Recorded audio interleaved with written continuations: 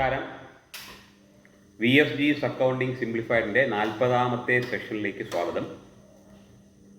ഇന്ന് നമ്മൾ 2 സെഷനായിട്ട് ചെയ്ത പാർട്ട്ണർഷിപ്പിൻ്റെ, അതായത് 36ാമത്തെയും 38ാമത്തെയും സെഷനുകളിൽ വിവരിച്ച പാർട്ട്ണർഷിപ്പിൻ്റെ കണ്ടിന്യൂവേഷനാണ്.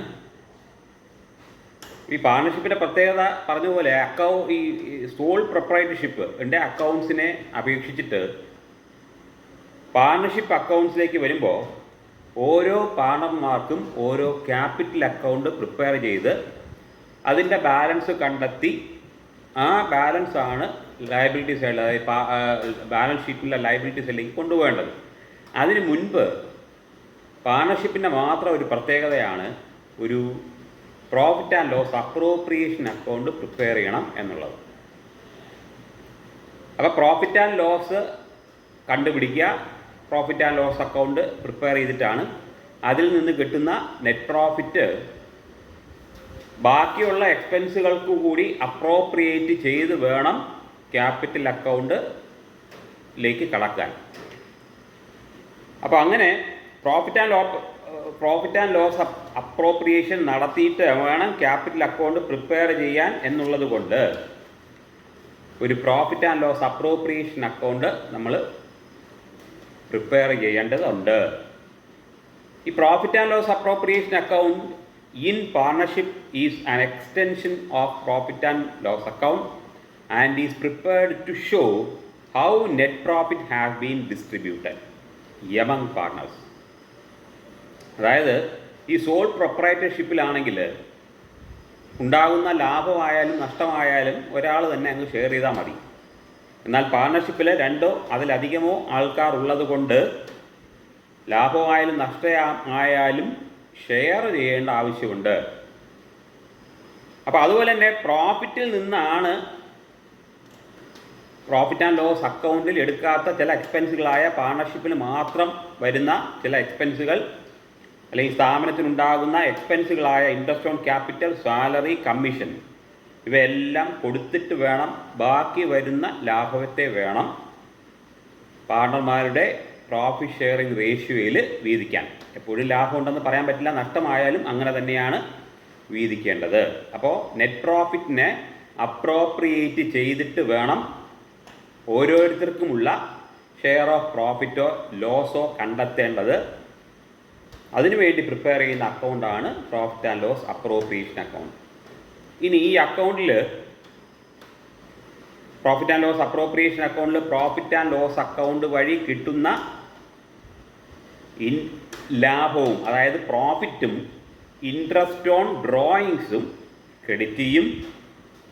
അതുപോലെ interest on capital, salary, commission ഇവയെല്ലാം ഡെബിറ്റ് ചെയ്യും. അഥവാ profit and loss account loss ആണ് കാണിക്കുന്നതെങ്കിൽ അത് ഡെബിറ്റ് ചെയ്യും. ഇങ്ങനെ അഡ്ജസ്റ്റ്മെൻറ്റുകളെല്ലാം എൻട്രി ചെയ്തതിന് ശേഷം ബാലൻസ് ചെയ്ത് പ്രോഫിറ്റ് ആണോ ലോസ് ആണോ എന്ന് കണ്ടെത്തി അത് ഷെയർ ചെയ്യും. പ്രോഫിറ്റ് ആണെങ്കിൽ ഈ profit and loss appropriation account ഒരു ക്രെഡിറ്റ് ബാലൻസ് ആയിരിക്കും കാണിക്കുക. അഥവാ ലോസ് ആണെങ്കിൽ ഡെബിറ്റ് ബാലൻസ് ആയിരിക്കും കാണിക്കുക. ഈ share of profit and loss അല്ലെങ്കിൽ ലോസ് പാർട്ണേഴ്സിൻ്റെ ക്യാപിറ്റൽ അക്കൗണ്ടിലോ കറണ്ട് അക്കൗണ്ടിലോ ട്രാൻസ്ഫർ ചെയ്യും. നേരത്തെ ഉള്ള സെഷനിൽ പറഞ്ഞ പോലെ ഫിക്സഡ് ക്യാപിറ്റൽ മെത്തേഡിലാണ് നമ്മൾ ക്യാപിറ്റൽ അക്കൗണ്ട് പ്രിപ്പയർ ചെയ്യുന്നതെങ്കിൽ ഇത് ട്രാൻസ്ഫർ ചെയ്യുന്നത് കറണ്ട് അക്കൗണ്ടിലാണ്. ഫ്ലക്ച്വേറ്റിംഗ് ക്യാപിറ്റൽ മെത്തേഡിലാണെങ്കിൽ ക്യാപിറ്റൽ അക്കൗണ്ടിൽ തന്നെ ഇത് മെയിൻറ്റെയിൻ ചെയ്യും. പ്രോഫിറ്റ് ആണെങ്കിൽ ക്യാപിറ്റൽ അക്കൗണ്ടിൻ്റെയും കറണ്ട് അക്കൗണ്ടിൻ്റെയും ക്രെഡിറ്റ് സൈഡിൽ വരും. ലോസ് ആണെങ്കിൽ ഇവയുടെ ഡെബിറ്റ് സൈഡിലായിരിക്കും എൻട്രി ചെയ്യുക. ഇനി ഫോമാറ്റ് ഒന്ന് പറഞ്ഞു പോകാം. അക്കൗണ്ട് എന്ന് പറഞ്ഞതുകൊണ്ട് തന്നെ ഒരു T ഫോം ആയിരിക്കും. ഡെബിറ്റ് സൈഡ് ലെഫ്റ്റ് ഹാൻഡ് സൈഡും ക്രെഡിറ്റ് സൈഡ് റൈറ്റ് ഹാൻഡ് സൈഡും. നേരത്തെ പറഞ്ഞതുപോലെ ക്രെഡിറ്റ് സൈഡിൽ profit and loss account net profit, അതായത് ട്രാൻസ്ഫർ ചെയ്യുന്നത് നെറ്റ് പ്രോഫിറ്റ് ആണെങ്കിൽ ക്രെഡിറ്റ് ചെയ്യും. പിന്നെ ഇൻട്രസ്റ്റ് ഓൺ ഡ്രോയിങ്സും ക്രെഡിറ്റ് ചെയ്യും. പിന്നെ ഉള്ള ഷെയർ ഓഫ് ലോസ് ആണെങ്കിൽ അതും ക്രെഡിറ്റ് സൈഡിലായിരിക്കും വരിക.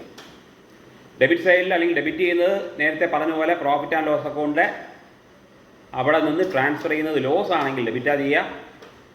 Interest on capital, partners salary, partners commission, പിന്നെ എന്തെങ്കിലും റിസർവ് ഷെയർ ചെയ്യുന്നെങ്കിൽ, പ്രോഫിറ്റിൻ്റെ പാർട്ടാണ് റിസർവ്, അതും എന്തെങ്കിലും ഷെയർ ചെയ്യുന്നെങ്കിൽ അതും പ്രോഫിറ്റ് ആൻഡ് ലോസ് അക്കൗണ്ടിൽ ഡെബിറ്റ് ചെയ്യും.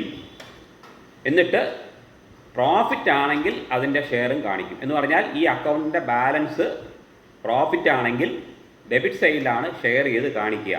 ക്രെഡിറ്റ് സൈഡ് ടോട്ടൽ കൂടുതലാണെങ്കിൽ അത് ക്രെഡിറ്റ് ബാലൻസ് ആണ്.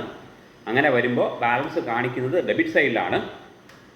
ആ ഡെബിറ്റ് സൈഡിൽ ഓരോ പാർട്ണർമാരുടെയും ക്യാപിറ്റൽ അക്കൗണ്ടിലേക്ക് എത്ര രൂപ പ്രോഫിറ്റ് ഷെയർ ചെയ്യും എന്നുള്ളതും കാണിച്ച് ആ അക്കൗണ്ട് ക്ലോസ് ചെയ്യും. ചുരുക്കം പറഞ്ഞാൽ ഈ profit and loss appropriation account prepare ചെയ്യാനുള്ള ഒരു ഒരു കുറുക്ക് വഴി അല്ലെങ്കിൽ മനസ്സിലാക്കേണ്ടത്, പാർട്ട്നേഴ്സിന് ഒരു സ്ഥാപനം കൊടുക്കേണ്ടതെല്ലാം ക്രെഡിറ്റ് ചെയ്ത്, അല്ലെങ്കിൽ പാർട്ട്നേഴ്സിന് കൊടുക്കേണ്ടതെല്ലാം ഡെബിറ്റ് ചെയ്യണം. പാർട്ട്നേഴ്സിൽ നിന്ന് കിട്ടുന്നതെല്ലാം, അതായത് അതുകൊണ്ടാണ് ഇൻട്രസ്റ്റ് ഓൺ ഡ്രോയിങ്സ് ക്രെഡിറ്റ് ചെയ്യുന്നത്. അതുപോലെ നെറ്റ് പ്രോഫിറ്റും പാർട്ട്ണർക്ക് ഫേം കൊടുക്കേണ്ടതാണ്. അപ്പോൾ പാർട്ട്ണർക്ക് അവൈലബിൾ ആയിട്ടുള്ള കാര്യങ്ങളെല്ലാം ക്രെഡിറ്റ് ചെയ്യുക. അതുപോലെ പാർട്ട്ണർക്ക് കൊടുക്കേണ്ട എക്സ്പെൻസുകളെല്ലാം ഡെബിറ്റ് ചെയ്യുക. അതുകൊണ്ടാണ് ഇൻട്രസ്റ്റ് ഓൺ ക്യാപിറ്റൽ, അതുപോലെ സാലറി, കമ്മീഷൻ, ഇതെല്ലാം ഒരു ഫേമിനെ സംബന്ധിച്ചോളം എക്സ്പെൻസാണ്. അത് ഡെബിറ്റ് ചെയ്ത് ബാലൻസ് കണ്ടുപിടിച്ചാൽ അത് ക്രെഡിറ്റ് ബാലൻസ് ആണെങ്കിൽ ആണ് ഫേവറബിൾ. അപ്പോൾ പ്രോഫിറ്റ് ആയിരിക്കും. ആ പ്രോഫിറ്റ് ഓരോ പാർട്ണർമാർക്കും ഡിവൈഡ് ചെയ്ത് ക്യാപിറ്റലിലേക്ക് ട്രാൻസ്ഫർ ചെയ്യാം.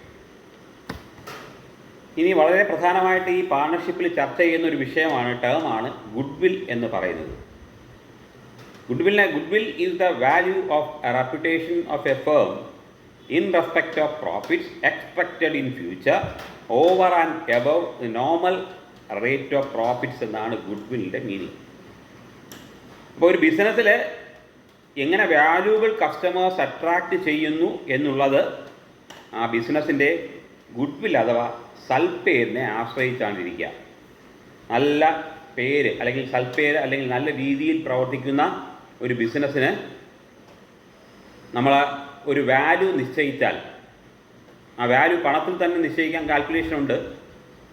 ആ വാല്യൂ അതിൻ്റെ റെപ്യൂട്ടേഷൻ്റെ വാല്യൂ ആണ്. അതിനെ നമുക്ക് സൽപ്പേര് അല്ലെങ്കിൽ ഗുഡ്വിൽ എന്ന് വിളിക്കാം.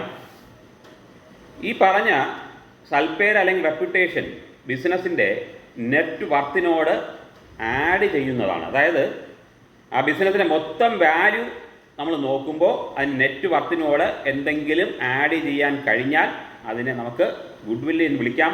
അതുകൊണ്ട് തന്നെ ഗുഡ്വില്ലിനെ ഇൻവിസിബിൾ അല്ലെങ്കിൽ ഇൻടാഞ്ചിബിൾ ആയ അസറ്റ് എന്ന് വിശേഷിപ്പിക്കാം.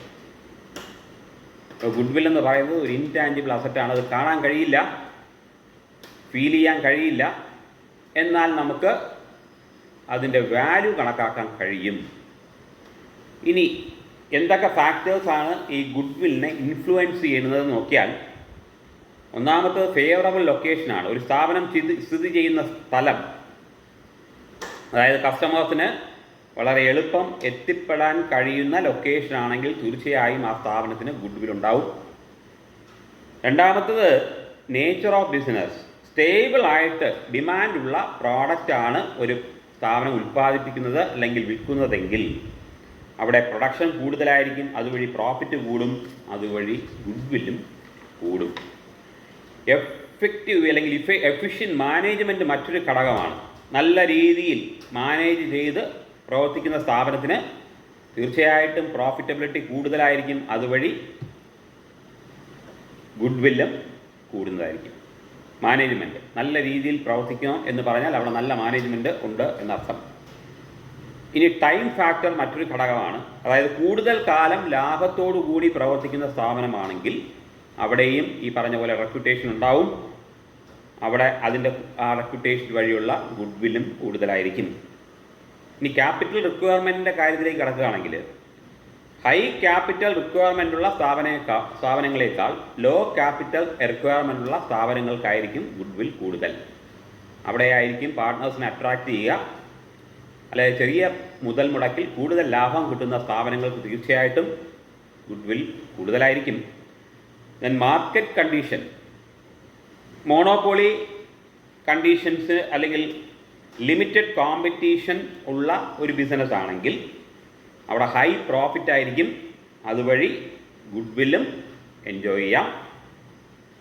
പിന്നെ അവസാനം സ്പെഷ്യൽ അഡ്വാൻറ്റേജസിലേക്ക് കടന്നാൽ, സ്പെഷ്യലായിട്ട് അതായത് import licence, assured supply of electricity at lower cost അല്ലെങ്കിൽ ലോവർ റേറ്റ്, ഇവയെല്ലാം അഡ്വാൻറ്റേജസ് ആയിട്ടുള്ള ഒരു ബിസിനസ്സിന് തീർച്ചയായിട്ടും റെപ്യൂട്ടേഷൻ കൂടുതലായിരിക്കും, അതുവഴി ഗുഡ് വില്ലും കൂടും. അപ്പോൾ ഒരു ബിസിനസ് നല്ല രീതിയിൽ പ്രവർത്തിക്കുന്നുണ്ടെങ്കിൽ അവിടെ ഈ പറഞ്ഞ ഇൻറ്റാഞ്ചിബിൾ അസറ്റായ ഗുഡ് വിൽ ഉണ്ടാകും. എപ്പോഴാണ് ഇപ്പം നമ്മൾ ഈ പറഞ്ഞ പോലെ ഒരു കടയിൽ നിന്ന്, അല്ലെങ്കിൽ രാമേണ്ണൻ്റെ കടയിൽ അല്ലെങ്കിൽ ഗോവിന്ദൻ്റെ കടയിൽ നിന്നാണ് ഞാൻ സാധനം മേടിക്കുന്നതെന്ന് പറയുന്നത് തന്നെയാണ്. അതെന്തുകൊണ്ടാണ് അവിടെ നിന്ന് മേടിക്കുന്നത് പറഞ്ഞാൽ ആ പറയുന്ന കാര്യത്തിന്, ആ റെപ്യൂട്ടേഷന് കൊടുക്കുന്ന പേരാണ് ഈ ഗുഡ് വിൽ. നല്ല രീതിയിലുള്ള പെരുമാറ്റം, നല്ല സ്ഥലം, നല്ല സാധനങ്ങൾ വിൽക്കുന്നു, അവിടെ പോയാൽ നല്ല അന്തരീക്ഷം. അപ്പോൾ ഇങ്ങനെയുള്ള കാര്യങ്ങളെല്ലാം ഈ ഗുഡ് വില്ലിനെ ബാധിക്കും. ഇതിൻ്റെ കാൽക്കുലേഷൻ എപ്പോഴാണ് വരുന്നതെന്ന് ചോദിച്ചാൽ ഈ പറഞ്ഞ കട അല്ലെങ്കിൽ ആ ഒരു സ്ഥാപനം, സോൾ ട്രേഡർ ആയാലും ശരി, അവിടെയും ഗുഡ് വിൽ ഉണ്ടാവും. അത് എപ്പോഴെങ്കിലും നമ്മൾ കൈമാറാൻ ശ്രമിക്കുമ്പോൾ അവിടെയുള്ള അസറ്റ്സ് എല്ലാം നോക്കിയിട്ട് അഡീഷണലായിട്ട് ഒരു എമൗണ്ട് വേണമെന്ന് ആവശ്യപ്പെട്ടാൽ ആ എമൗണ്ടിനെ നമുക്ക് ഗുഡ് വിൽ എന്ന് വിളിക്കാം.